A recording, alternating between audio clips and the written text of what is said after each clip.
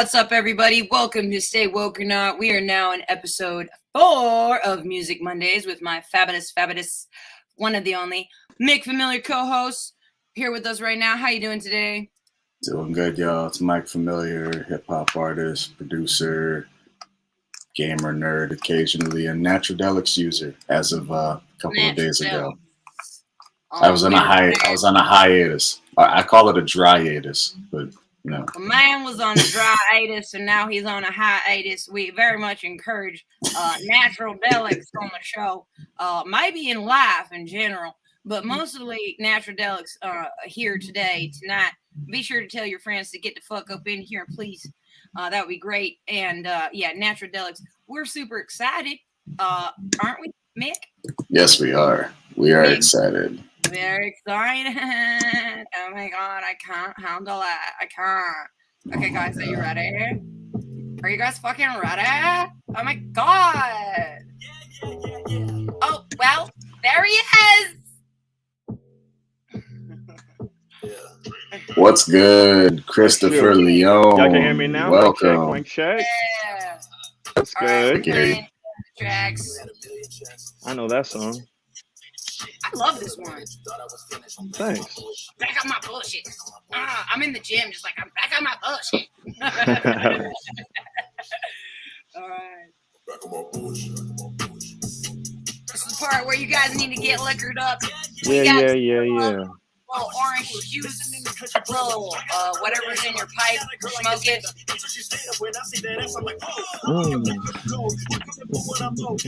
Give me my money.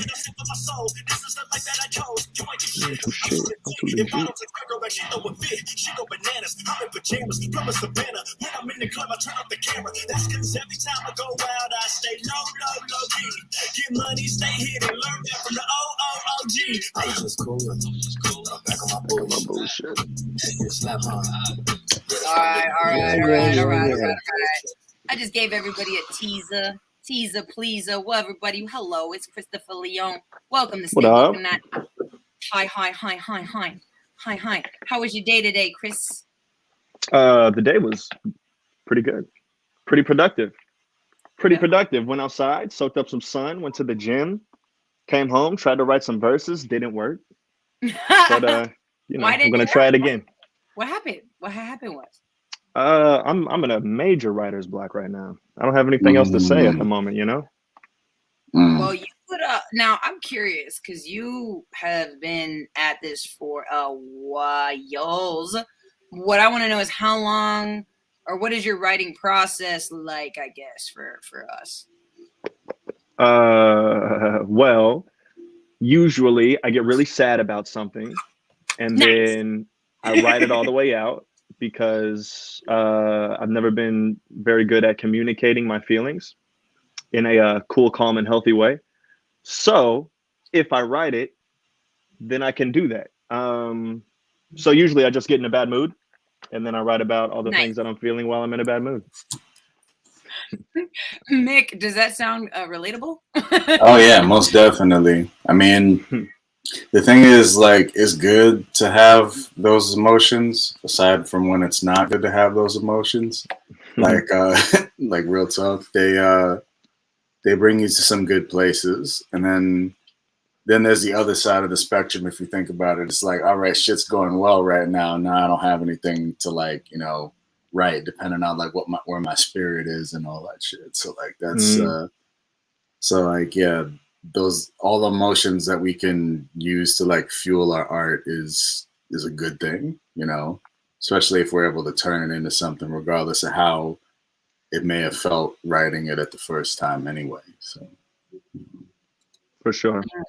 I'm kind of curious, like, how many revisions do you go through before you record? Or is it more like you have it all on paper? Or is it a mixed bag where you're like, oh, fuck, that didn't make no sense right there. And then you're editing, or like, you know what I mean? Mm-hmm. Like, yeah, I think it's what Elton John, what does Elton John do? He was a pop singer, piano player, No, legend. I don't mean who is Elton John. I did not mean that. I'm not retarded. No. What you mean? I was trying to answer. Like, No, what is no, it? no. I was trying to answer your question as best as I could. 'Cause- No, I don't mean who. I meant his writing process. I think he makes sure that he has the chords first before writing, or he has something very specific as far as his writing goes. Like, does the beat come before the words type of thing? Right. Yeah. Got you.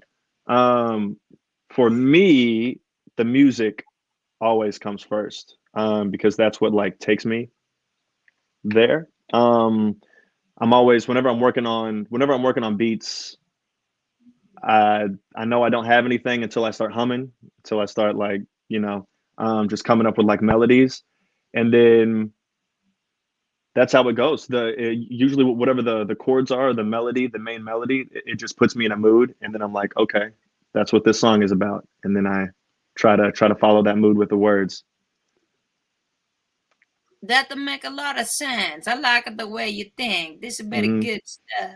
So that's kind of crazy because I've known you for a while, so to speak, through the internet mostly. So it's like a good 80-20, you know. But what I was gonna say was oh fuck. Fuck. Just Lost no, you it. seem no, I got it. Trust me. That it just when I meet you or when you talk, you just seem so like calm and collected, and I don't really pick up on this like angst or like anger. Like why? How, it's like I don't know. Do you get where I'm going with this? I get it. I mean, I wouldn't have many friends if I acted like how my mind tells me to act all the time. Okay. All right. So behind the screen, you're bars. like, I mean, Bars. I don't. Bars. I mean, if I acted as angry as I was at times, then my life would go a lot differently than it's been going. So I see you as a little Pac-Man, just like yeah, exactly. Yeah. Except I'm the one chasing the ghosts at all times. Yes. But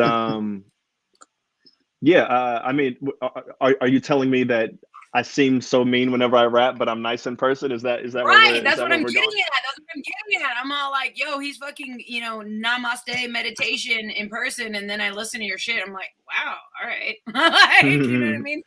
But yeah. I don't know. I think for me, like when I make music or whatever, like I always used to like. For me, it definitely comes from anger, like 100%.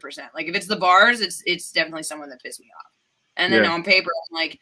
I don't know if it's because I'm born in the year of the snake. I don't know if you believe in that shit, but like the serpent, bro. The serpent's chilling. Then you piss me off. What's hot? But I guess what I mean is like sit in the back of the class writing shit, or like I was in Spanish class and the guy was like, you can't rap. I was like, yes, I can. And I was like, prove it. So I just wrote down really quickly some lines and like passed the note back and forth. I was like, oh yeah, I'll put it in Spanish, bitch. So I'm just curious because I don't think I'm overly nice. I don't know, but I do know that like music definitely comes from a place of irritation or upsetness or expectations kind of gone wrong, or where we think we need to be in life in conjunction to where life is for us now. You know what I mean? So I guess where I'm kind of going with that is like, is it a form of meditation, or do you kind of consciously like repress it, I guess? Well, I mean, I definitely repress it. I think most of us repress our true feelings. But okay, so whenever it comes to like writing, it all depends on like the mood. I mean, it's so interesting to talk about like my writing style right now, just because with the album that I just made, everything was different than how I've ever done it. So it's weird to talk about how like my new style, but it's so new that like I haven't captured the lightning in a bottle yet, just because I just made this and I just found this out about myself. You know what I'm saying? So I'm unlocking my own levels within myself in real time. So I think that what I was talking about was very emotional, and so all of my emotions came out. I can, if I'm upset with you, I'll talk to you, but I'll talk to you in a way that's where we're still friends afterwards. whenever it comes to music, I can say literally exactly what is on my mind. And then that is the truth. That is the truth of it, you know, and I get away with it because it's music. And everyone's like, oh, he didn't mean that literally, but it's like, no, I actually really did mean that. You're like, I'm the one who wrote it down and made it into a beat, bitch. So yeah, so it's no, it's nice. Whenever I get upset and I want to tell everyone like, shut up or I'm going to beat you up, it's like I can't say that in real life, but I can say that on the song, you know. So I'm kind of curious. And that's just how I was feeling. You've done performances, and then I was trying to remember, what is that place that I met you at? Space Jam? What the fuck is it? What the place where you were performing at, dude? It was probably something to do with a group called Track Martians. Yeah, my bad. Martians. Okay. Yeah. That like yeah. I did like my head, two other shows. I did like Space Jam and like you and like this other Yeah. I was like, yo, so it's close enough. It was Space. Back in the day when I had a life, COVID. Yeah, no, I was doing a lot of those shows whenever I first moved to LA. That's where I got most of my connects, to be honest. I'm very thankful for EJ for that opportunity. But yeah, those were the old days. Yeah.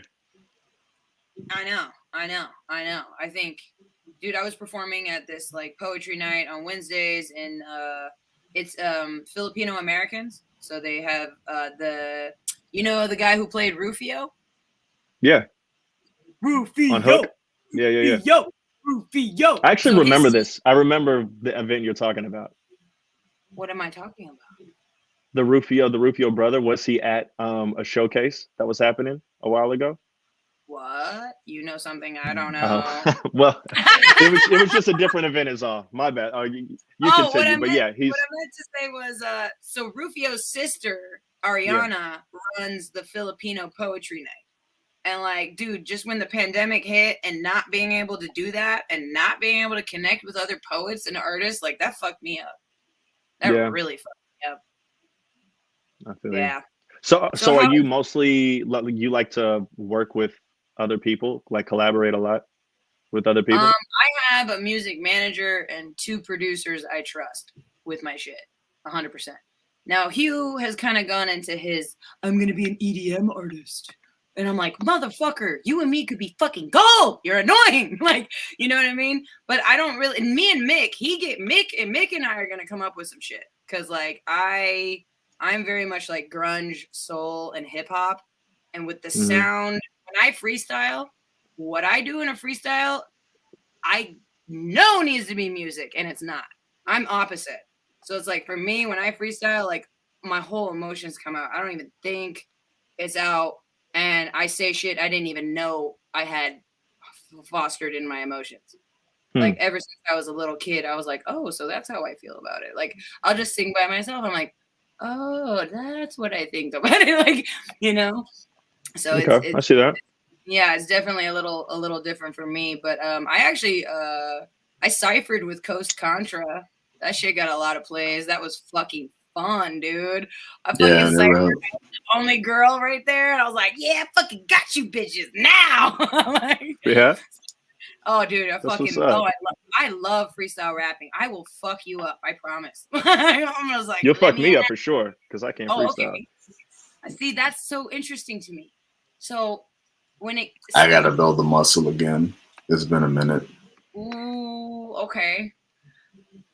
Dude, I'm at it every day. I think it's just like, I don't know. A word. I can't. I tried to do it every day because there was a point in my life where I was like, ooh, I want to be able to freestyle. So I tried it. I just literally can't stick with it because it's just not my thing. Just because I'm not like a bar for bar flip and dip, triple entendre type shit. Like I'm more of like a storyteller. So it's like, it's very hard to come up with a real life story on the fly. You know what I'm saying? And I just hate rapping about bitches and chains. So I just don't. And all freestyles, they like devolve into that because that's the easiest thing to rap about. No, dude, ever since I was little, I would like take the dictionary, I would cut it out and put it in my journal, and then people watch and then use these ubiquitous ass learning deficiency bullshit. And then I worked at a mechanic shop. So I was the only girl at a mechanic shop. And then I fell in love with Atmosphere and Murs when they came out with that that one song about the girl that was the mechanic. That shit's hot. You know what I'm talking Yeah. about? No, but keep Yeah, I love that shit. I probably know it if I hear it. It's all That's like, one of yeah, the- I'm just gonna say yeah, just shut her up. But anyways, no. So anyways, Murs and Atmosphere have a song on Rhymesayers where they're like talking about how the girl's the mechanic and she's like doing it, and I was like, and I used to like listen to my CD player cleaning up after Yeah. this Mexican that were dirty, and like I would like, you know, and then take out the trash and shit. Yeah, anyways, totally different life. I was a teenager once upon a time in LA. Fair enough. Best part about that car, real quick to wrap that up, my boss did not put it in my name, and then I got to rip up all the parking tickets. Oh, Dude, it felt so that had to be a good. good feeling. Yeah. It was fucking I I've imagine never so. ripped up a parking ticket. I'm afraid to. I was like a teenager, and like my dad didn't give me insurance. I was like, Dad, I'm worse than a Mexican right now. Okay, I'm selling. I don't even know what that means. I know, because it means Mexicans never have insurance. That's what it means. Oh, I got you. Yeah. So I didn't have insurance. I hit this girl. And what happened was I didn't know what to do. So I was like, look, I work in a mechanic shop. I'll get it fixed. I don't know what to do. I gotta go. Anyways, my boss paid for for me to fix it. She put $500 down on the job. I hit the nicest lady I could have hit in my life. And then to pay back my boss, I sold pixie sticks and ice cream and candy after school before I went to work. I was like, Cammy, here's some more money, Cammy.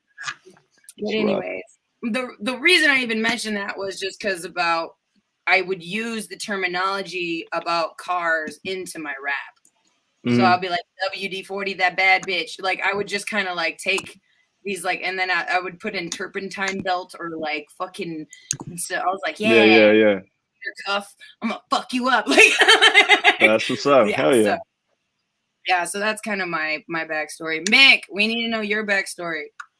So, like, when I was first starting to like do like rap music or whatever, like I had like a karaoke machine with like a CD deck and a tape deck or whatever, and like I used to just record capture myself live performing and shit on tape, and then eventually like I learned how to make my own beats in Fruity Loops. I got the crack copy, like the original one, before they had all the shit that people, yeah, that we and OGs out here, boy.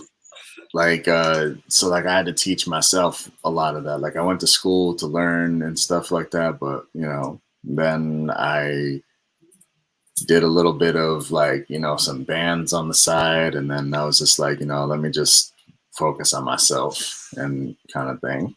And just is like, all right, I can produce, I can record, let me just do the shit myself.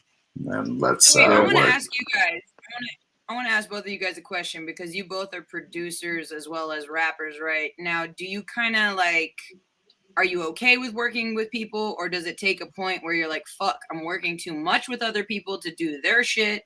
Or does it help you kind of sharpen your skills for your own shit? What about you, Mick? I could say like, yeah, it's something that could definitely open up your world a little bit to work with people, especially with folks who like, they resonate with your frequency, and then like, you know, they just fuck with you in general. There is also the tendency, like if you're doing so many, you can also get burnt out to where you're doing your own stuff. But I feel like that's something that could happen in either scenario, depending on like how you're coming with it. So I feel like it's definitely like an opportunity to sharpen your iron kind of thing. That's just how I feel. Okay. What about you, Chris? I think if I'm working on myself, then like I do need like the time. So it's hard for me. I do enjoy helping other people with their music while I'm working on mine, because it does like feed me and keep me like loose. And it also gives me ideas for my own stuff. So I do enjoy it, but I definitely cut back, like way back. And then whenever it comes to me collaborating on stuff that I'm working on, I like require more people to like listen.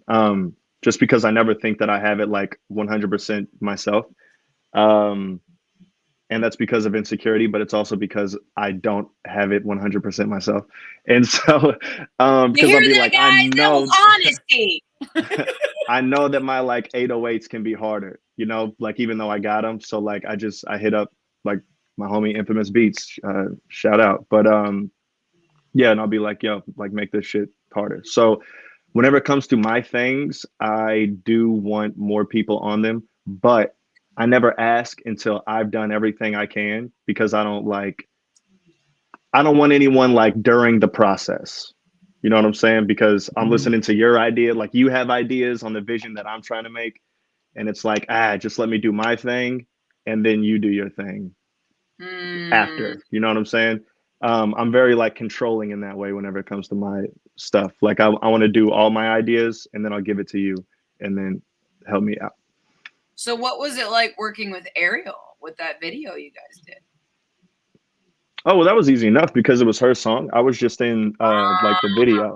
So I mean, the hardest thing I had to do was literally memorize every single lyric to that song. Yeah, because you guys did a little role play. I remember watching it, but all of a sudden you're like mouthing her shit, and then she's like mouthing your shit. I was like, oh my God, look at what they did. I was like, so Mick, in case you haven't seen it, we have a friend singer. Her name is Ariel, and she has a song called Chains.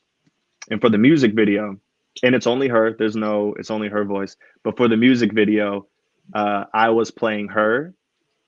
And so it's like she's talking about having like a shitty boyfriend pretty much. But in the video, we just switched roles. So like she was like the asshole, and I was like the boyfriend who was like spitting all her words back at her. Yeah, so that's what we're talking about. But why did we start talking about that? Oh, because you asked me about collabing with Ariel. Yeah. On the natural delics, it's gonna be hard to keep up here. Sure. Well, that's how we roll. Okay, it's unconventional. An unconventional something variety talk show. Okay, it's a fucking three-eyed octopus coming out of a girl's head. It's me. Okay. No, trust me. You're woke now. You're on the show. Got him. It's the Cephala podcast. Wait. Mick, I want him to hear that joke that we had about how you're a Fruity Loops junkie and like going to AA meetings. What the fuck? That shit was funny. Wait.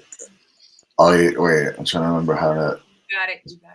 I forgot it. My co-host is fucking up. My co-host. Hey, half of the stuff we have is just like spur of the moment. So like the Natradelics thing stuck. Like we know the Natradelics things. Like we're like, have you experienced existential dysfunction? Have you feel like there's a little bit of dread that needs a little bit of lift? Why don't you try Natradelics? Yes. Sponsored by Stay Woke or Not.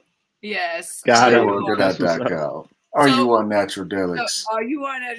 So this could become a thing because, long story short, the Lyft driver died in front of me, and I'm waiting on a big ass settlement.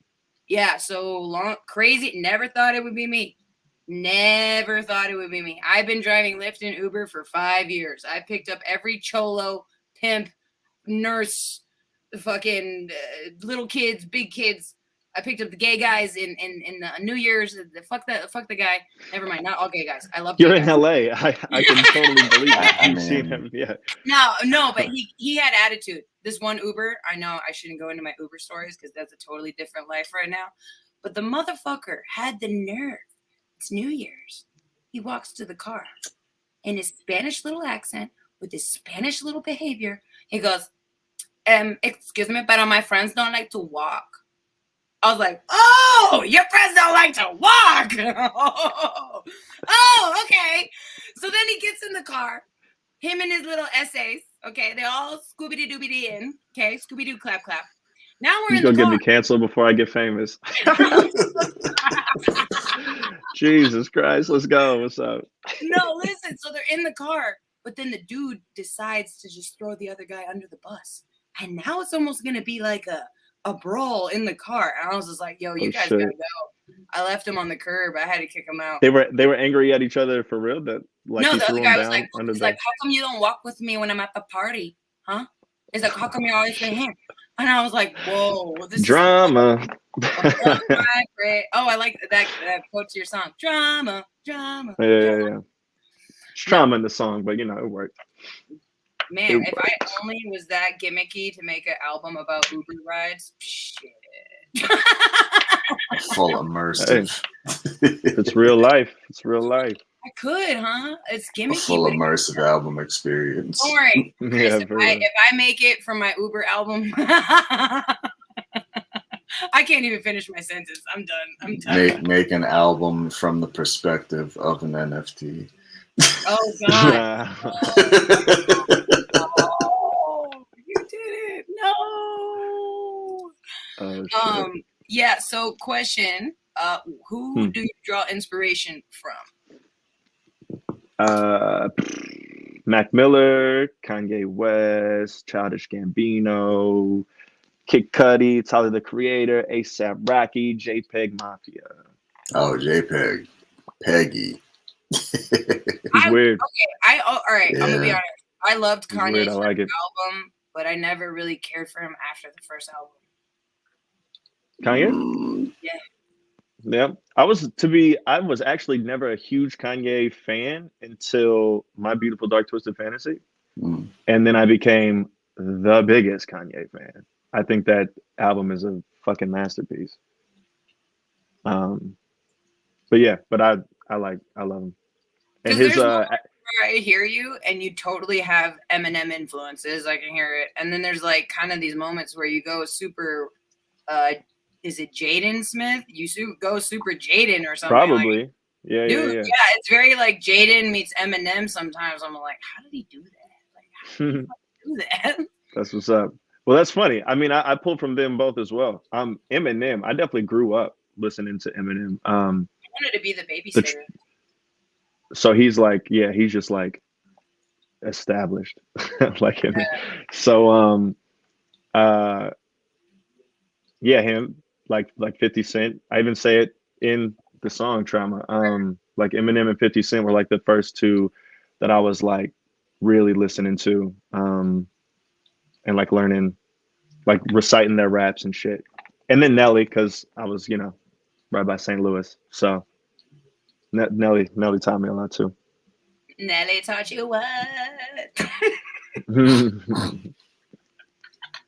No, that's cool. Let's see. I got more questions. I do. All right. If you had to tour with any artist and only one, who would it be? Sheesh. I know. I went. Kanye would be fucking dope. I mean, to be honest, I would want it to be the biggest and most creative and amazing show. So I'm just gonna pick like, yeah, Kanye, fucking Gambino. It would be dope. I wanted you to say Tyler. I want you and Tyler the Creator to do something. Like I would love that. I want that for you. Okay, I'm gonna put that in the email right now. We're gonna take the Natradelics and do a little, energy exchange. Okay, you and Tyler need to be on a thing. Okay, next year. I accept it. Yeah, I think his raw I'm sorry, like I can't do his voice at all, but he's just like, yeah, I'm underneath the water, whatever. And then, like you come in with your like shit and the bombs. Like I could see him on bombs. Oh yeah, I feel that. Yeah. No, I think I mean that would be amazing. But Tyler the Creator, he reminds me a lot of like Eminem. I think that he has Eminem influence just because of how raw he raps as well. Because like Eminem would say like some crazy shit. Is Tyler the Creator gay? Nah, he's bi. Like probably bi. That's what he said that in it. I only know that because he said like he said it in an interview or something like that, or like at the end of one of his albums. Because I saw one of his ciphers and the dude was saying some raw ass shit, and I was like, "What?" Sometimes he does that. Sometimes he does it to troll people, which makes I don't even want to repeat what he said when he was with Funk Flex and doing a freestyle. It's just it's too much. Wait, what I did he think I say? caught that one. I'm not repeating it. Oh my God, not repeating it. Like, I'm not doing it. And then I do want to. Is it about time? Should we show everybody the video with Fuzz Raps? Yeah, that one I Fuzz? really Hell enjoyed. yeah. Because like as soon as he's like holding Paradise. the camera, it's like y'all are just doing a video. But then there's a music video within the video kind of shit. So I really like the concept. Let me pull it up real quick. Well, shoot, while you're doing that, I'll give it an intro. This is Paradise, a song I did with my homie the Fuzz Raps. Yeah, hell yeah. I flew to back home to Missouri. So we were in Jackson, Sykeston, small town. And we shot this. We were in Cape Girardeau. My bad. That's where we were. Where is Cape? But yeah, Girardeau? and then my little brother was in there as well. You'll see my little brother later on. He's my doppelganger. Oh, okay. Here we go. Are we ready? Let's do it.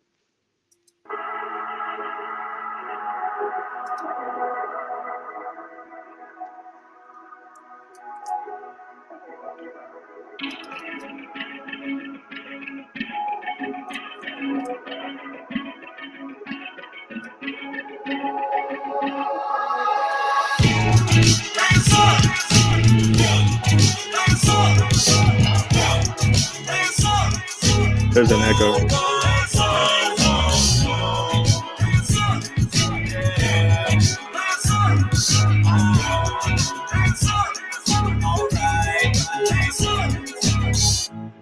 Now I'm back like I never left, getting ass, knowing like I'm I love playing that. for That's so black. fucking dope. You be blowing on the smoke, now you out of breath. Stay grinding, I ain't even hit a billion yet. And Can we cut the echo? Never keep it clean. Oh, stay gold, now I need some Listerine. Ex girls always say they over me. Why they always mad when they see me and their girlfriends? Is that better? Feeling funny like I'm really playing Monterey.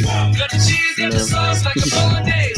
God bitch, I'm the newest kid from Mike Shea. 10 years go by on the same day. Gotta watch them boys rest on the other day. Always gotta show my shit, no, never change. I be riding with the cool with Big Bay. You never heard of this real for the man. No stopping shows, be popping pages, dropping, and I'm doing this all day. Your arms be down, your hoes be got fans, be blocking, and they see me getting out my way. Take this shit to new heights, I'm a low light. Take my bitch from G5, give it that pipe. No, I'm not a plumber, but I'm gonna give it something paradise blowing in the headlights, go light.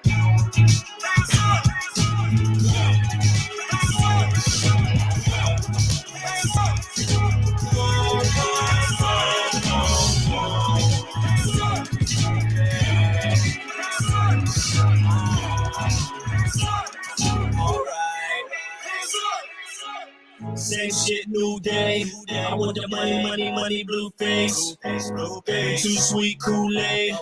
Is it echoing for y'all? Make a Blu-ray. Shawty hot like lava. It's not echoing now. One bad romance now. She a little crazy in the head like Gaga. Fair enough. Running through shit like a mastodon. I am not the same when the mask is on. I can be a little hard to find. Never in the same place like a bag of barn. I'm next, so who coming? Now I don't know like a who done it. I'm in the pit with the bulls running. All that bullshit I pull from it. Told myself there's a better way. Hit a roadblock, go left like a ricochet. Throw an audible at every play. Do what I want when I This is your brother coming out? I've been chilling on the beach. That's him. Okay. Anytime I do it, man, I'm perfect keeps. I'm forever rain, long liberty. So it's same shit, new day, palm trees, new shade, blew up, Hussein, we here, who they? I don't know now. But in the books, we gon' go down. So if it ain't about your business, you can mind your business. I am the number one sound. Yo, his hair is fire. Yeah, it is.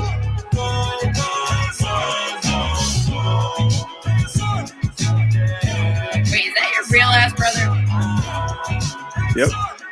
Wow. It's weird because I look exactly like my brother.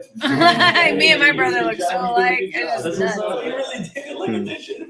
it, love it, love it. Everybody, that was Christopher Leon with the Fuzz Raps Paradise. Paradise. Yeah. I hope it didn't delay for y'all because it echoed the whole time for me. Really? Yeah. There were parts where like it was playing fine and then like it would echo and then trail off. And I'm not sure if that's like a headphone thing or like or if it has to do with like the audio being captured up through the speakers in the microphone, if that makes any sense. I don't know. Mhm. I have a feeling it could be that. I don't know. Because if I play music, watch, I'll play music right now. Tell me if it does the same thing. I'm just curious. But you ain't do shit. It took a little minute. You thought I was finished. I'm back on my bullshit. That sounded good. I don't know. That's good. Yeah. Yeah. I was just on my way to make a million. I got these hoes in their feelings. Wait, do you guys have a video for this? Yeah. You do? It's on YouTube. I can't really watch it because of the delay, but damn. Well, it's not delaying right now. Okay.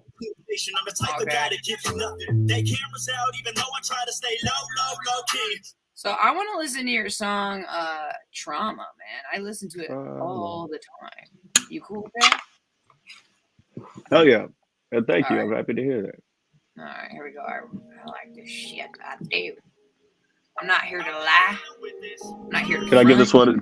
Can I give this one an intro? Oh yeah. My bad. Okay, go ahead. Wait. Okay, go ahead. This song, Trauma, is the intro in my new album called We're All Healing, and it's about the first time I ever went to therapy, and I made myself go to therapy a couple years ago, and I told myself like, yo, whenever you talk to this person, just like let it all out. Because I've seen all the movies where people like don't open up to their therapist, and I was like, don't be like the people in the movies. Just like say, like, don't be afraid. Like, just say everything.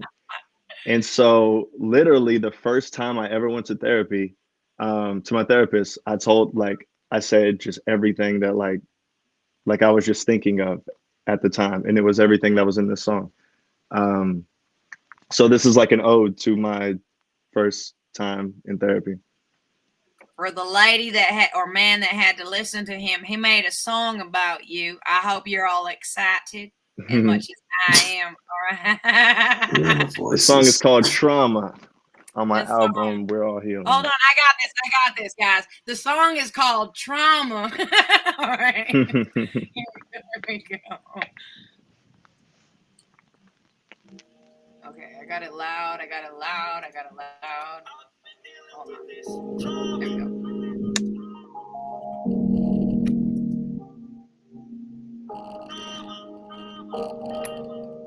Hello, Chris. My name is Joyce, and I've been assigned to be a therapist. How are you feeling today? Hey, Joyce. I've really been having a hard time lately. Kind of struggling, to be honest with you. That's what I'm here for. Why don't you just start from the beginning? Okay. I just got off the phone with my mama. Haven't talked in over a year, and it all started from trauma. When I was younger, I was such a difficult child, but now I'm grown and everything is more difficult now. I was hit one too many times. Now I'm looking at 30 with all this anger aside. It's out of line. Trying to learn how to forgive before I run out of time. Never knew how to get it out till I learned how to rhyme. Listening to Eminem, couple songs from 50 Cent, many men. I wish I could go back and begin again. My past hurt has kept me cut off from so many friends. The pain is deep, but I'm still here to win. Yeah, bullied my little brother just to feel bigger. Went to a school where everyone called me nigga. I was so fucking depressed, and even now going to therapy, I still can't fix that hole in my chest. I'm broken, my life on repeat. My uncle moved to DC, now I'm out in LA, and can't nobody reach me. This ain't the way I planned it, but it's the way it must be. And I don't know much about God, so fuck all of that preaching. As a kid, my best friend was my uncle. I was scared of my father, but he kept me out of trouble. Took me on some adventures outside that small town bubble. I can never repay you, care. Just know that I love you for real. I talked to my dad, told him grievances I had. Couldn't control my temper, so it turned out all bad. I should call my parents, offer some apologies. But when my mama called, I told her not to bother me. A stubborn nigga I am, a man filled with regret. What of it, nigga, I can. Learn to forgive myself, pretend not to give a damn. But put my palm to my cheek and feel the tears in my hand. I've been dealing with this drama. It's hard to live with all this drama. My heart is healing from this drama. Will I make it through this drama?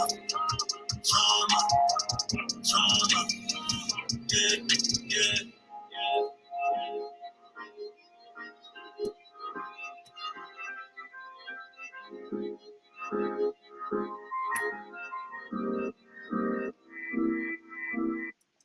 Thank you for that. That was from the album We're All Healing, and that was Trauma with Christopher Leon. Dude, that's deep. That's a lot. I don't see, that's the thing. When I freestyle, I could probably say things that are on my mind, but as far as really committing to a song and rehearsing it and being okay with myself enough, that would freak me the fuck out. I feel you. It wasn't easy. I feel you. Sorry, my dog is like barking in the back because he's dreaming. So he's like, I'm dealing with all that trauma. What if I'm not really a good boy? No. What if I'm a bad boy? So, dude, how did you feel? I mean, have you performed that song yet? I performed it a few times. How did you feel? Like, dude, I'd get stage. I'd sweat. I mean, I do sweat. But I also like, to be honest, I just, every time I perform it, I allow myself to, because the thing is, like, it's all so, this is all very recent. Like, everything I'm talking about, like, I'm still like going through. So it is very emotional to perform at times, but I just allow myself to be emotional and like just go, like, you know, because I mean, it's like I was emotional when I was like recording this, you know, so I'm just I'm giving you like the real, you know, this is exactly how I recorded it. You're getting like that same version, you know. And so yeah, I just allow myself to feel. To go deeper into that song, what I'm curious, what was the relationship with you and your dad, with your uncle and stuff? Well, my uncle, my brother's, my mom's brother, Carib, he lived with us for a time whenever I was younger, and I just always got along with him. He would always take me on like adventures and stuff, like take me to, I mean, go like fucking cave exploring or like hiking through a forest or like things that I just had never done, or like gone to a city, you know. Yeah, so I was just super cool with him with at home a bunch, and then I felt like I was like safer. I wasn't as afraid to like talk back whenever he was around, you know what I'm saying?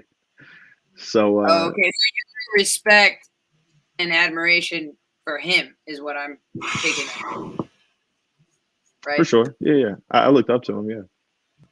Yeah. So with the dad, was the dad in the picture or not at all? Yeah, he was.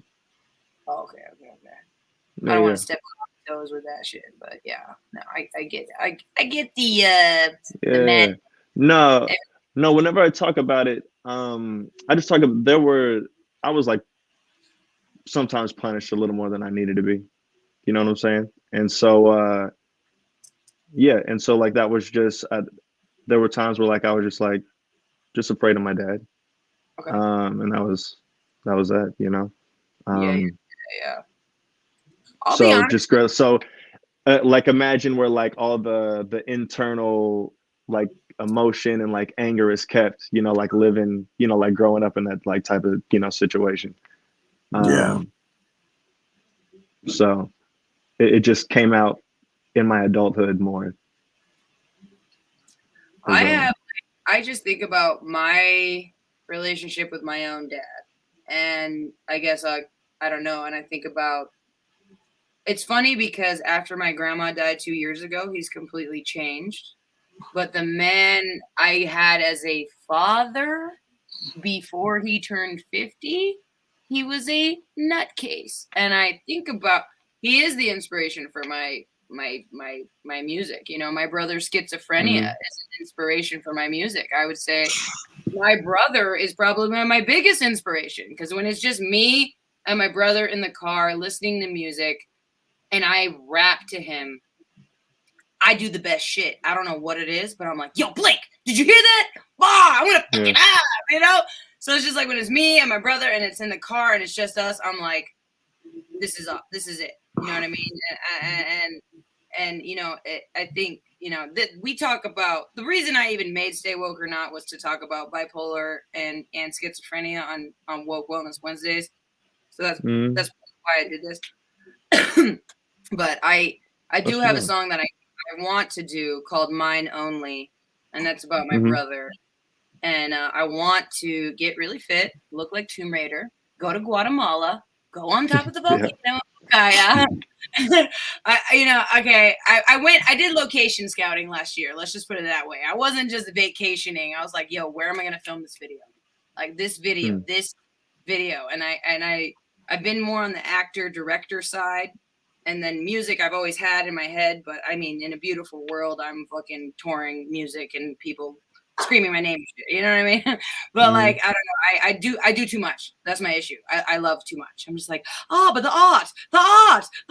You know what I mean? You know, so yeah, people just know me. They're like, you're always all over the place. I was like, I love my life. Fuck off. But but no, I want to do Mine Only, and I want to be like, cause you're mine only, what the world will see. Gonna hold my hand and understand they're not coming for you at all. And that's me saying that these demons are not gonna find you. You know, they're not gonna get you as long as I'm alive, you know?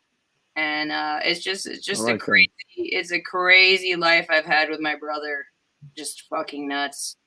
You know, and he's such a strange form of inspiration because it's never going to go away.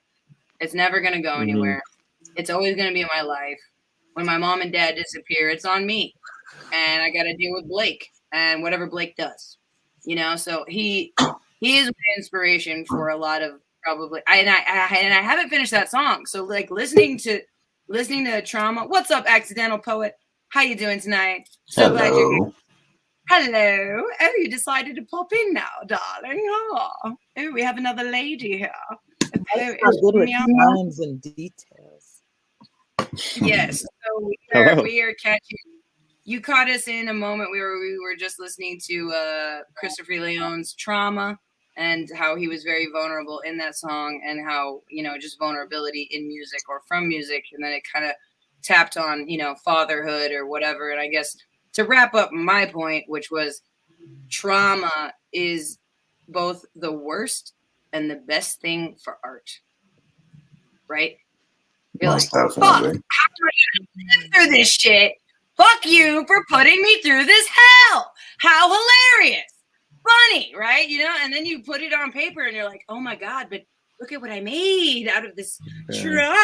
You know what I mean? It's good for the art. It's bad for the person, for sure. Yeah. The artist. There's moments where like you have to like feel it for a long time before you can allow yourself to use it as fuel, kind of thing. And there's times where you can just instantly siphon it to make something great, and then there's times where you're overwhelmed by just the concept of the trauma, and then like you're immobile, like emotionally and vocally, depending on how bad it is. Like this is just me speaking like from my experience, like because like I definitely feel like everything that you say on the records that I've heard from this project, we all are healing. Like it's a lot of intense introspective stuff. So like, yeah, I definitely see like the value in like having a nice ratio between vulnerable and savage at the same time. You know what I mean? Like as far as like energy and whatnot. Yeah. Well, because I mean, to be honest, like that is still me being super vulnerable. I'm just like showing it because it's all like all the feelings are going on at the same time a lot of the times. Which actually I wanted to ask you, what would be where would be the best place, do you know, to get like diagnosed for that or diagnosed like period? Do you have any like leads? Yeah, just because you're like so I'm part of what's up everybody? I'm part of UCLA Psych Unit 406. What's up? So I'm the girl in the outfit. All right. I am that person. I've been 5150 a couple times. So was your place good? Yeah, you come over, man. We got Looney Tunes for days. You know, just hang out with me and my brother. There's like 8 of us. No, but as far as hey man, if it's me and Blake, there's other humans there, all right? But Got you. So schizophrenia and bipolar is genetic. My grandfather had schizophrenia, and then my brother now has schizophrenia. I got what is considered bipolar type 1. So there is a genetic genome that happens in the brain. And for me, in the times that I have gone off the map, for real, gonzo, straight up, butterfly effect, this chick is out for lunch. I've gotten 5150, usually in a manic episode is what it's called, right? Then you have an elevated sense of self. And it's kind of crazy because I don't need meth or coke for me to feel like a demigod, if that makes any sense. Like when I'm manic, I'm a demigod. I'm all like, yo, you don't know I'm going to get. And so when I was 19, that was usually with the bipolar, it starts at 19. You're kind of going through your adolescence. You're still at home. You're not really an adult yet. So you're going through growing pains, right? So my first real manic episode, I was at the Art Institute. I was doing tons of classes. I fell in love with the love of my life, and I had to break up with the other guy. And I was emotional as fuck. I was like, oh my God, he didn't do anything wrong, but I know that guy's my guy. So I gotta go. And then I went manic in the very beginning of the relationship. Holler. I was like, I love you. You're the one. Oh, fuck. I'm going to go deuce out in the hospital real quick. Like, no, not romantic. Not romantic at all. So at any rate, you know, he was there for me in the hospital, and he took care of me. And I was like, holy crap. Like, this is a man, you know what I mean? But to go back into like kind of who to see or what kind of resources there are, Edelman is in Los Angeles. You can kind of go in, and if there are any moments for everybody here, if there's any moments where you feel like there's an onset coming on, you could check yourself in. There have been people that voluntarily check in for like a day or two, then they scope out the real escape, and then they realize, hey, I'm not so loony anymore. And like, I got Baker acted in Florida, and I just remember I was so pissed when people came in and out. I was like, I'm fucking stuck here and you're over here like breaking shit. And so, yeah, anyways, we're not going to talk about that today. Fuck Florida with the Baker acting. All right. I like you. I'm coming back, but not for a long time. You Baker acted me. Suck ass suck. Do you think it's easier to make art from trauma that's been addressed or not? Like still super raw and unresolved and just like fucking For you up? sure, unresolved. For sure. I could say just off of what just happened with me, for sure, unresolved. Things that have been left unsaid because then you can because then you're saying them for the first time. So that rawness and that's makes it a powerful thing. like powerful, makes your like, do you think it comes across more authentic?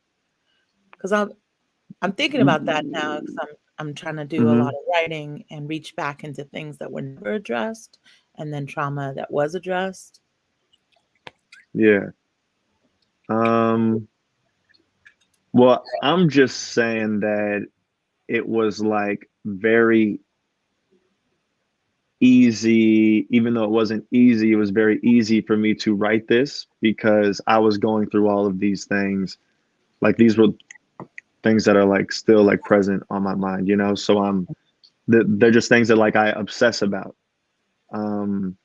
So it's very easy for me because I kind of like relive certain like situations over and over again.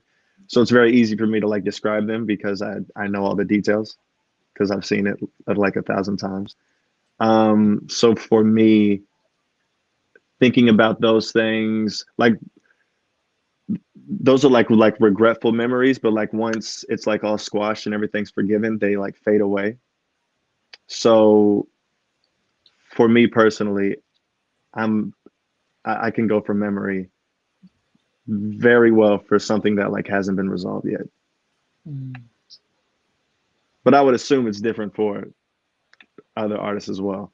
I think I'm like very much in my head whenever I'm writing music.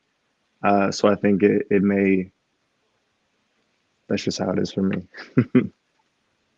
What about you, Mike? I can definitely relate.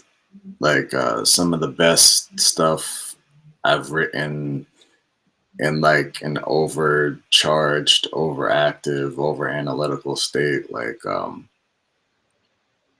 and there always is this and like in my music there's always this constant sense of suspense and like waiting for something, like anticipation and anxiety, and like my beats always have this sense of like laid back but with chaos on top. So I feel like it's definitely like a powerful source of material. It's even more powerful when like you're going through it and you're still working through it. Forget about like, you know, unresolved and not even touched or whatever, like, you know. So getting reacquainted with that part of yourself and allowing yourself to be vulnerable is like, you know, a big skill. And like I always have respect for people who are able to do that, you know, despite, you know, always, as far as like people like attached to hip hop, is that like we're always confident all the time, and it's like, no, we're not always. We're not. And like most of us like are, you know, building up, you know, who we are inside, and like not in bad ways, just in general. Like, you know, we're trying to better ourselves every day, and like for the days that like we feel meek or whatever, we're working to see the us that actually gets up that hill. So, you know, wait, because I want Chris to hear your style, because you guys' style is so different. Can we, Chris, would you like to hear some of Mick's stuff? For sure. All right, Mick, what do you want to play? What do you want me to play? You can play Fixing. Fixing? Yeah, Also, Fixing. everybody, we need to mute off the mic. of Oblivion. Oblivion albums, Oblivion. All right. Fixing. Okay, if we can everybody mute our mics except for me. Priest.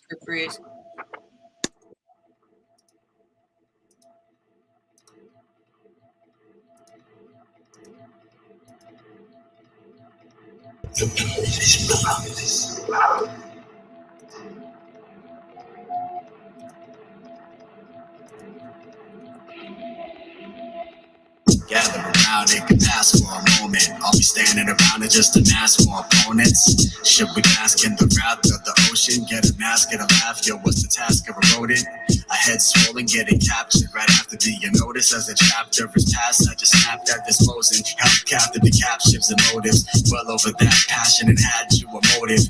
One card is flashing, it's hereafter unfolding. Some start to clash and losing track, they're promoting. The dust hits us each differently.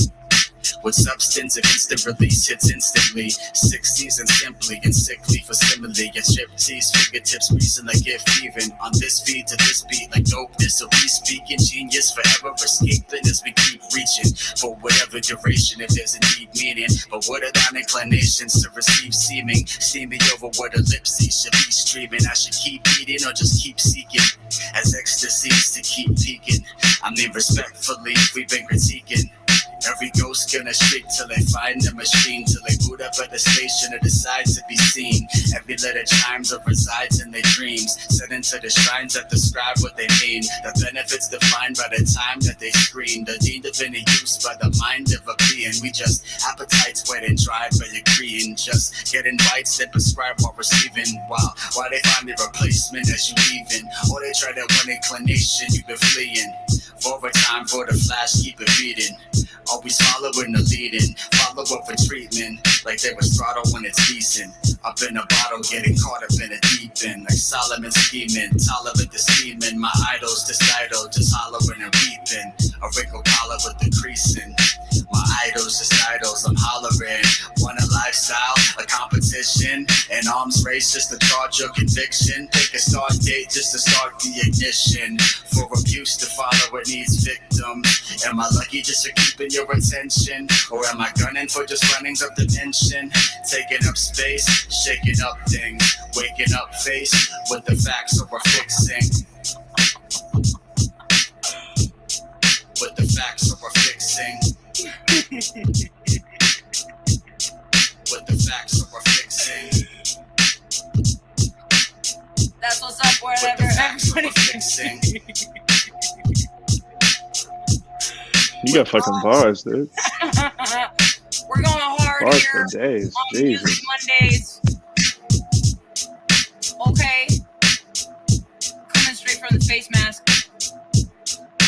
Straight from the face mask. I've never worn one of these in my life. Dude, yes. That is from Oblivion Fixing. All right, what'd you think, Chris? Fire, dude. You got bars for days, man. For days. Jeez. How long was that? How long's the song? We can't hear you. You're muted. Oh, okay, my bad. So the song was a little under like 3 minutes. I had like 2 different beats for that one that I had made. One using like live bass, and because of the cable I used, there was lo-fi noise, which is good for lo-fi, but let me make something fresh kind of shit happen. So that second beat is the director's cut. I feel like I might release the original version just so you can see the B-side in comparison. That's what's up. But yeah, this song was just kind of like about being a voice trying to cut through the noise and find yourself and materialize, and you know, the whole thing about like being in conflict with like, you know, all the things that come with being an entertainer and a rapper, and fighting like your insecurities and wanting to be so great. And it's like you walk into the room like, all right, like always on, but like always being on, but never like turning down, and just enjoying like, you know, connecting with people, like always attaching to what your goals are instead of being in the moment and allowing yourself to be fluid when reaching those goals. Like that's just kind of like the emotion I was going with when I wrote that song. Because I was just like, as they try that one inclination as you leave. And so like constant themes of being separated and detached from people. And so anxiety definitely fuels a lot of the ideas I have. And whether or not it's me actually talking about me going through it, like I always try to establish that sense of vibe in my delivery in the production. Like all the spookiness and whatnot. Damn. Well, shoot. I love it, man. Thank you. Hell yeah. No, I'm so glad you guys are meeting right now. I was like, yo, I got some hip hop heads in the house. Ha ha. Go me. Accidental Poet, did you have anything you wanted to say? I think we talked about last time about publishing the actual words, the lyrics, because the intricacies of your lines are something else. Like you have a dope flow, you have an amazing voice and all that, but there are hidden gems in the intricacies of the way you say things, and I just think you're dope as fuck, but I think that piece of it is really special, unique. We know you're here for Mick. For sure. Heck yeah. Thank you. I'm a fan. Nice. I love it. Hell yeah. No, Chris, we need to get some of your people on here too. I need to hear some of the intricacies, Like there's like a lot of like of moments where like, because a lot of the production on this project that you have that's up right now, because the We're All Healing, because the production makes me feel like I'm looking out the window. Like I don't know if that sounds weird, and I don't mean that in like a bad way. It's a lot of looking out the window vibes, like like, and not like out your apartment window, like through your Uber window and shit like that. I feel you. I feel you. On a yacht, looking out a yacht window. Yeah, like you're looking from a stationary point. Like it sounds like you're looking from a stationary point and then just going like this. I feel you. Yes. Life is just passing you by. Yeah, and you just like when you show up and like the way your vocals sit in the mix, you're up front and all of this shit is going on at the same time. No, your shit is masterful. Yeah. Like I don't know how you include that operatic stuff and like the other stuff. Like I'm an amateur. I'm a fucking wiener schnitzel. Like I'm listening to you guys and I'm just like, well, I gotta go take some notes now on my own thing. You're like diverse in your trade though. You like a lot of little things. No, I've done some films I'm excited about. I think with the acting, I've lived a very crazy fucking life. Like very, and I know. Wait, now hold on. Were you in the Spider commercial? Chris? No, Alien. The Spider commercial? No, my bad. Alienware. Weren't you in Alienware? Like you? Oh yeah. The laptop. Yeah. Oh. I think it was Alienware. I think that's what it was called. I think it was like a triangle. You don't even know. I think that's the triangle. To be honest, I can't. It was so long ago, I forget what it was called. But wait, what it was like a laptop thing. I need to know. What you were? Oh, the thing in the desert. That was for Khalid's single. Something about space. Ah. I forgot what it was, but it this is the new normal. New normal. Do any of you know? I think that's what the song. I think. But I gotta check. Yeah, it was like he had like a trailer for the song. So wait, I know. Now you've done acting as well as comedy with rapping too, or am I making this up? I've never done a rapping role. No. It's all no. Or comedic rapping, but I mean like comedic like roles and stuff. Like acting for sure. Vine videos and they're funny as hell. So I'm just like, all right. So he's well, thanks, but no, I don't. I definitely I don't consider that. Kiss. Oh yeah. Christopher Leon music. And no, I'll follow you back. What is yours? It's Accidental Poet. Accidental Poet. Yeah, Cool. that's I put out the dance new- videos that are kind of repulsive. I'm gonna keep doing it. So yeah, you guys should check me out. I'll follow Like, both of you. Yeah, all right, we're gonna All three. Do you have one as well, I Mick? really yeah, just I watched do. like Yeah, What is wait. it? I had a question. it's what was it like? Mike Familiar. One word. Mike Familiar. Okay, let me just do everybody's. Mike Just make a Familiar. banner. I'll just make a little banner with everybody's thing, huh? Mike Familiar.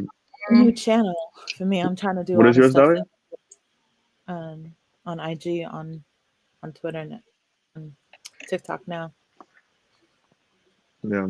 Just as the reach, But the impressions, and the For reach sure. volume there. It's different. for Yo, sure. TikTok is a whole new China Everyone beast. was right. Everyone was right. TikTok's the way to go. It's annoying. For now, but sooner it'll be like the others where you just have to pay. There is no organic. Oh So- man. TikTok is like the crypto of social medias. Oh, If you yes. got in early, Then it's what's lit. next? So when I was in Yeah, Guatemala, yeah, right.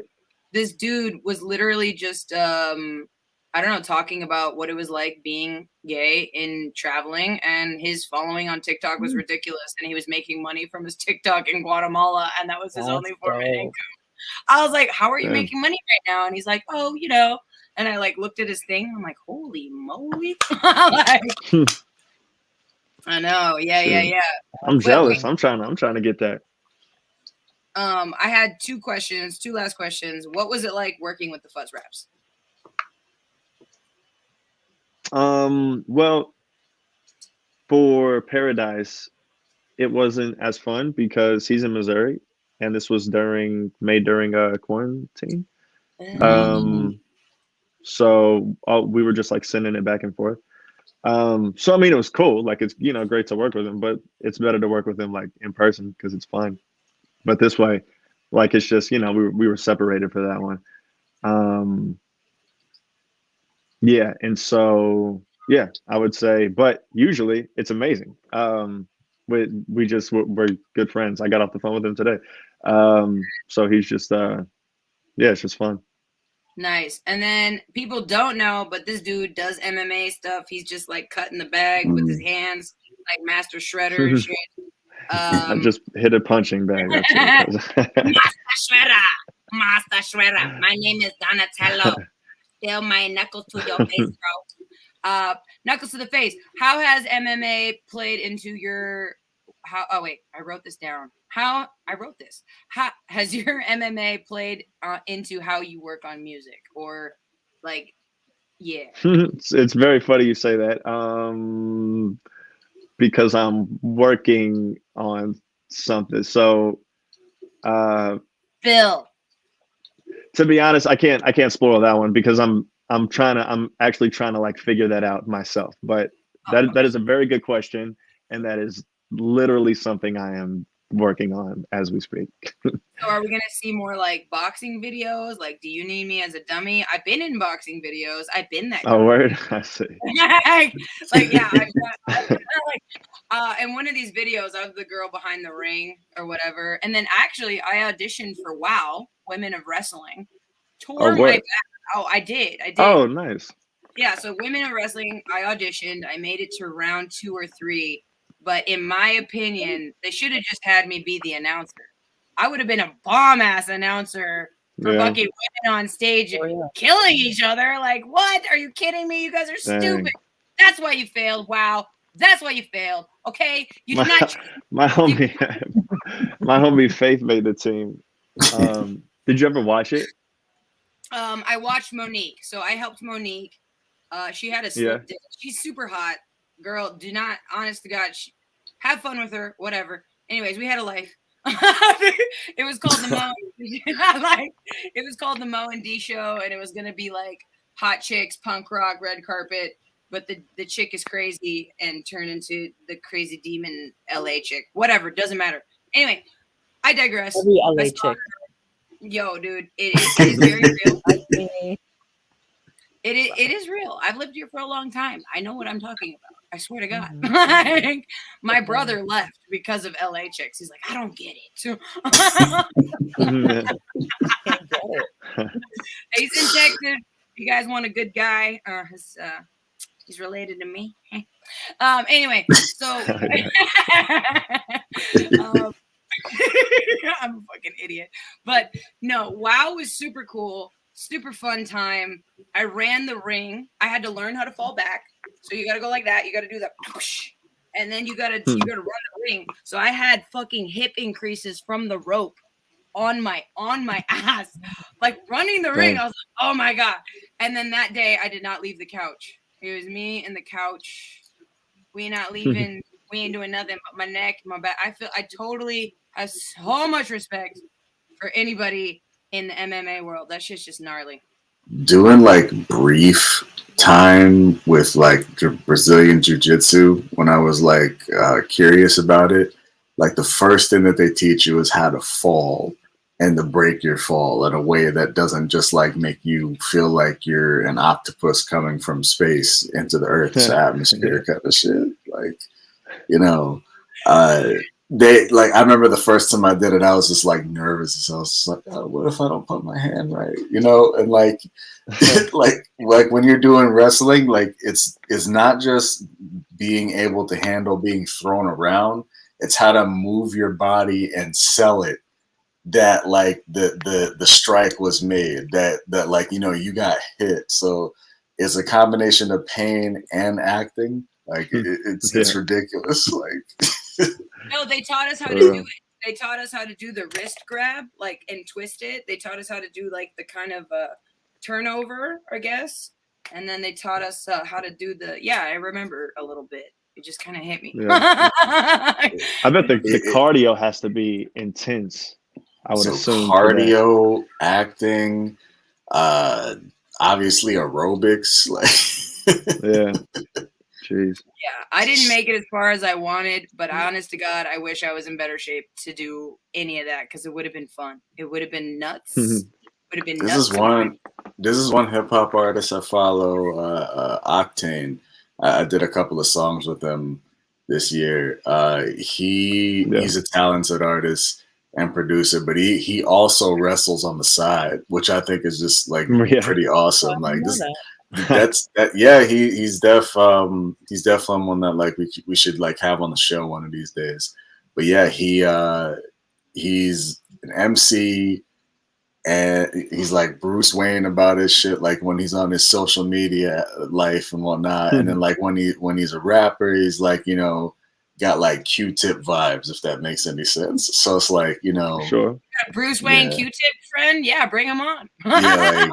Yeah. But hey guys, it's already been over an hour. Are there any last questions that we have for Mick or Chris or Accidental Poet? Is there anything you wanted to say? I do want to know, if it's okay with Chris, I want to hear you guys do your duet like you did last time. Oh, okay. I'll shut up, I promise. Sure. Okay, let me pull it up for both of us real quick. Yeah, we about to get the juice. We's about to get the juice. This is sponsored by Tequila. If you're not like we should write something new if we're gonna be doing it. So sorry. I agree. Muchas gracias, gente, para totalmente. Ese es de fin de película. Muchas gracias, todo, gente. ¿Qué te vas a hacer? Tequila adentro de tu boca y tampoco mota. ¿Te sabes a los? What's going on? Oh yeah. She is letting the Cthulhu. Letting the Cthulhu prosper. All right, I'm gonna. So when did you all write this? So Rita, I met at a poetry group on Clubhouse, which is also where I met Dahlia. I met him on Clubhouse. Like we got Erotic. Episode 4. It's episode 4. Yeah, it was it was in like an erotic poetry room, and that like it was something that like I haven't ever tried up until like we started talking. So Delightful convos. Was it fun? Yeah, it was fun. It was fun. Like, Yeah. hearing everybody just, be off cuff and, you know, just speak their truth in that vein of things. It was pretty dope. So we have a What's up? piece that we did together called hold on, I'm gonna have to post this in the Y'all gonna turn me on right before we end this? Is that what's about to happen? yes. But I'm gonna there's a paste. spectrum, I think, of the erotic poetry. Yeah. Okay, it's fair enough. definitely on that chill side of the spectrum. I just want to be ready for what's about to happen. Y'all caught me off guard with this. Hold on. Let me see where we're at. But one day we're gonna move him over, and he's gonna try some like truly. It's gonna be for real erotic poetry. All right, I think I found. Okay, I almost got Right? the rest of it, and then we're gonna. Like, Yes. I'm just ignore that. I'm ready. ¿Estás listo? Dale. All right, ¿Qué te so Rita, you should be able to see. Rita and Mick familiar con the love stories. All right, so I am pasting into the chat. Let me see where we're at. All right, we're almost done, and then we're gonna go. I didn't need to be more prepared with this stuff. I want to hear love stories. All the love story that I can get before I go. Okay, almost there. I gotta talk to Rocket Man, and I gotta be a All different. right, let's do it. All right, you ready? Oh, we're time. Okay. Yeah, I don't see it. Check in. It should be a tab that says private chat. It's like to the left of where it says comments. Oh, that's what you're saying. Oh, that's where you put it. Yes, just so we'd be able to read it. Because we made like a play script kind of situation. So where you see me is where I'm gonna say my line, and then so this one we made is called "I Love It When You Speak Nice to Me." I love it when you speak. I love it when you speak nice to me. When you weave us into the fabric of intimacy. I like it when you recklessly dive deep into my sea, adventuring through the depths of what could be. You chew, your chaos tastes like candy, building portals to eternity. As if mortals can perceive the openness of such absurdity. The way you feel me or how you free me, how you ask without taking, how it finds me, how it confines me, how I receive what is shaping. Pulling me into your vortex, post-apocalyptic utopian virtual sex, a black hole causing a shifting parallax, drawing the universe into our climax. You enter me like storming a castle, complete domination, epic tales of Babel. Our war cries will travel through brick, through mortal, and through gravel as this hostile takeover that would unravel. I love it when you lock eyes with me, licking vibes with me. Passing ships at flashing signals over splashing tides with me. I watch the storm brewing inside your eyes, astrological anomalies blazing across the skies. Something is born and something dies. As if it weren't enough just to feel our own fury, now we have Earth to compensate. Yearning to feel the origin of your energy, comprehend what's beneath what you communicate.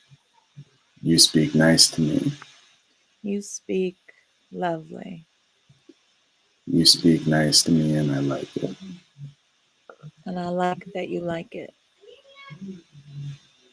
I feel like there was another piece, and I don't know. We still have that other one that we gotta find. We build you like a castle princess. You're my Barbie. That's right. And then what I'm gonna do after that is She just said castle princess. You're my castle princess, you little Rapunzel. There's no You have keywords no in idea there. what I'm There's gonna no do with Hey, baby. you know the Y'all sound good together. One day we're gonna do a real erotic piece and just come flow down. yeah. Wait, so do I need I'm to just make imagining this. erotic Mondays? Because I need more of that. Okay? I like it. One Monday All out of right. the No, hell yeah. Am I But fucking no, up? y'all sound good together. Am I Thank fucking up? you. Do I need to make a new show? I need to make a new one. All right. Moist Oh. Mondays. What do they call Moist it? Oh, Monday. there you Oh go. my god. Oh my god. Oh my god. That is Moist Mondays. Okay. No. Okay. All right. Mick, you and me are gonna have a meeting after this, but while everybody goes off, we're gonna have to talk about this. Moist Mondays is being introduced right now. Moist Mondays. I mean, that means he's got to. What are you all? Really erotic piece. What were you gonna say, Oh Chris? man. Are you all's IGs the same as your TikToks? Accidental Yes. Poet, Mike Familiar. Here I put it in the Okay. thing. Oh, mine's Okay, cool. mine's fucked Mira, up. mira, con tus ojos. It's Rita _ in heels. Oh fuck, never mind. Because I saw there a long time ago when I was doing a blog, and it was called Running in Heels. It was a very complicated story. You put the comments. Oh my god, you love me. Okay. Thank you. I did Heel, not know. everything spelled correctly in heels with an S. That's dope. Sheet IG. Oh dude, you gave me All right. Well, I'm gonna. What's up? No, they gave me the whole poem. I didn't see this. Oh yeah. In the chat. I didn't see that. Ew. No, I want to thank y'all for having me on. I really appreciate it, and this is fun. You have it every Monday? Yeah, we're gonna have this every Monday. I just wanted to say some things. A couple of my favorite songs, like just from like listening back earlier. Paradise was definitely a cool. The video concept was what kind of sold me the most because, like, you know, I've always like fantasized about having those big old cameras. Also, Unheard Prayers was a good one that we didn't talk about. Hurt was a heavy one too. That one I sat with for a bit. You know, what's good is that, like, you know, whenever you were talking about like relationship shit in the middle of like those themes, especially like for like shame and stuff like that, like you address it with unbound anger and you do it in a way that allows you to not have to resort to being like toxic, if that makes any sense. And that's dope. Like approaching some beef like that, a personal beef, a small one, but like massive in size to us individually kind of thing. Because, you know, like if you've listened to the old Kid Cudi records and stuff like that, you hear him going from being like emotional to, you know, the Poker Face song and stuff like that. And it's like, those are all aspects of who we are when we listen to these artists, you know, and like we figure that out as we like tap in more. But it's cool when you can approach a frustrating thing like a breakup, still sound mature about it, but still sounding like you're coming on some battle bars for it, if that makes any sense. So like that's what I wanted to kind of comment on. Like I really appreciate that, man. Thank you. He's like a reserved ninja. He's super nice, but don't piss him off, okay? That's my next step. But I would say out of this conversation, I probably said a lot. My bad. But what I kind of want to get out of it, and having all you amazing, talented, smart individuals here, which is pumping dope. It makes me want to tap into trauma, right? Kind of going back into that. Who's talking? I think it might just be like one of our like mics or okay, yeah. It was just the mic echoes and stuff. So what I was gonna say was I want to try to bring up stuff about my dad, and I haven't, and I think that's a big thing for me to do because I don't want to do it. Because if I do, it's not going to be cute. It's not going to be pretty. You did a lot, Papa Del. You did a lot. I will say too, like, you know, like for me, like when I'm tapping into trauma, like if I did it in a way where like I worked on it every day, regardless of like what the memories bring back kind of thing, like it'd be a really raw experience, you know? So like for what I've done in certain cases is like I'll tap into like the emotion of what I felt, but I won't ever like unpack it until like much later. And then that in itself could become a song. But like in order for that song to happen, you have to go through those emotions. So like it's like one of those cool things about like when you're using trauma as fuel, like, you know. No, I'm inspired. I'm inspired to try, and I think I told myself throughout my hip hop career or music career, anyway, not hip hop, whatever, is that I don't want to talk about it. Like I don't want anyone to know where I'm from. I don't want them to know I'm from LA. I don't want to bring up that, and then I don't want to bring up other stuff. So I kind of limited myself, right? I'm like, oh, okay, Dahlia, here's your ping pong table. Is this what you want to talk about? You know what I mean? But now, you know, realizing the kind of growth that you're gonna do when you do that, as far as what you've done, you know what I mean? The growth that you've done with that is therapeutic, right? And you know that is something to feel accomplished with. You know what I mean? Like I'm fucking terrified. I am terrified to do that. You know what I mean? Because yeah, but and then I don't know, and then you got to live with it, right? You're gonna be like, oh fuck, there it goes. you know now what you didn't know. For sure. Yeah, like For sure. No, you know what's so weird is that I weirdly I felt like nervous about releasing so much like about myself, but then I also realized like what does it hurt? Like at the end of the day, I was like literally what does it hurt? Because I think that these might be some really good songs. And so it's like, and all I'm doing is telling the truth. Like literally all I'm doing is telling the truth. So I just felt like it was just like it feels good to like tell your side of the story. You know what I'm saying?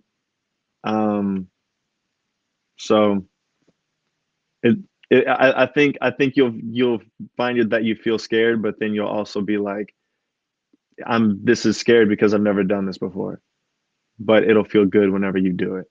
No, you inspired me. I kind of want a new totem pole for things I want to try, and that's scary. You know, it's just fucking scary. I'm just like, because if I really say how far you go in with your childhood and the memories that kind of led to whatever, it's just like I haven't even touched any of that. I mean, you don't have to do it my way for sure. No, but like the real thing, and I don't really admit this to anybody, is my dad kidnapped me when I was 5 years old and took me to 3 different countries and told me I was never going to see my mom again. So I have PTSD. So when those manic episodes come back, I feel like I'm kidnapped. And when I was 19 and kind of going through it, I was like, you know, just tripping the fuck out at everybody, at everything. And I haven't talked about it in my music.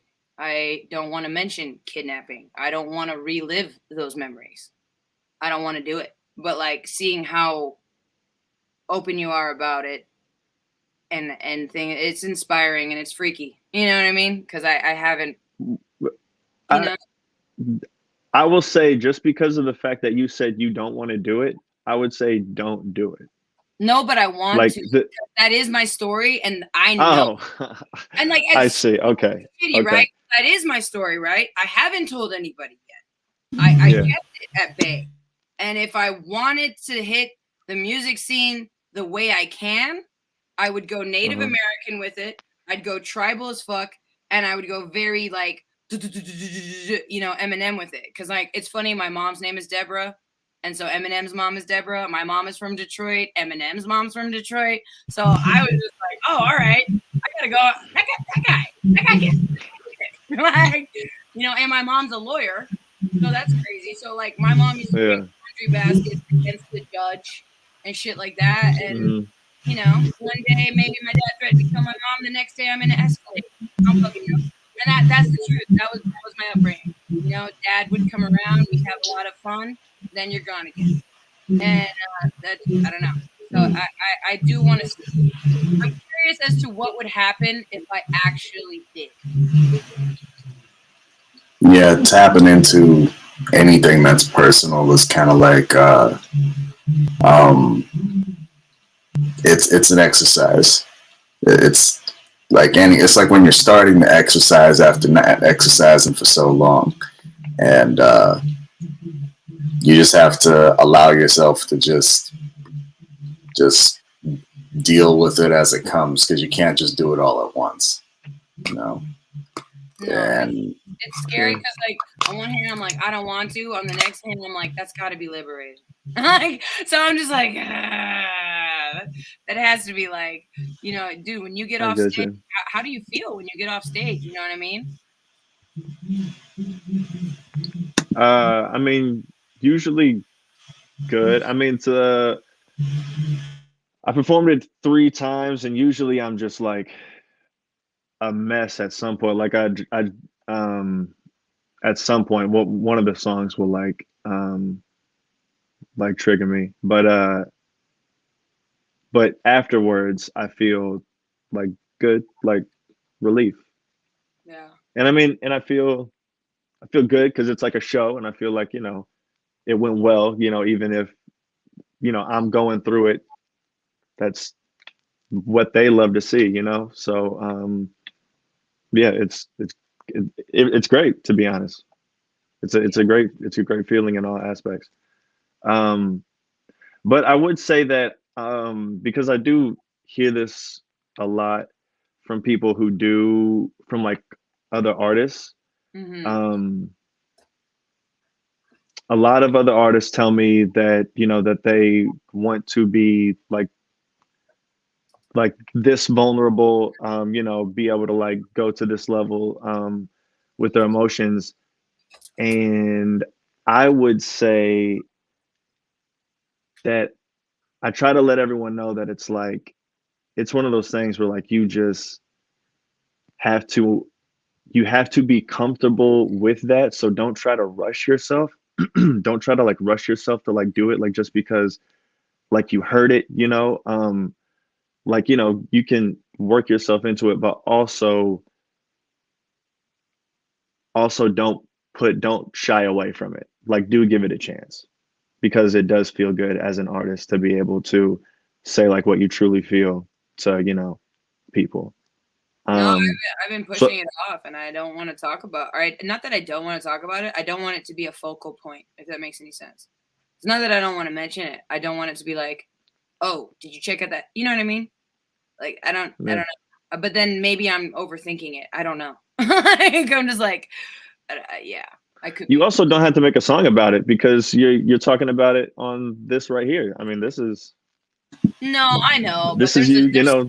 And also there's a way of like getting in touch with the emotions surrounding like what happened without actually saying it, you know, like that's a talent within itself. I would want a song like the way Logic did 1-800. I would like a song like 1-800. I would fucking love a song like that suicidal prevention song. You know what I mean? So I definitely want to do at least one of those. I have to, for sure. But you guys, I can't believe we're almost at 2 hours. Holy fuck. Yeah, we usually I gotta go eat. Yeah, he's gotta eat. Thank you guys so much for tuning in. It has been a great Stay Woke or Not episode. Absolutely my favorite. Thank you guys so much for tuning in. Thank you all for having me, guys.